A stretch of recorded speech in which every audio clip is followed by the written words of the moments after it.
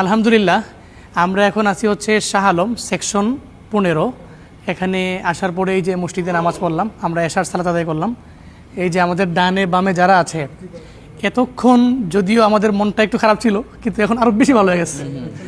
মন তো ভালোই ছিল, কিন্তু আরও বেশি ভালো হয়েছে আমাদের ভাইদেরকে দেখে।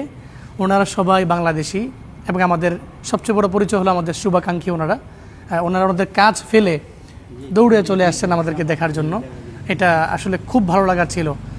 বন্ধু, তোমার এই বিষয়ে? এটা হচ্ছে খুব সুন্দর একটা মসজিদ।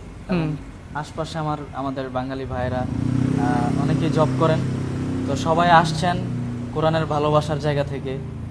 একজন ভাই হিসেবে আসছেন দেখা করতে। সবার জন্য অনেক দোয়া, ভালোবাসা। আপনারা হচ্ছেন দেশের সম্পদ। সবসময় দেশের জন্য দোয়া করবেন, আমাদের জন্য দোয়া করবেন।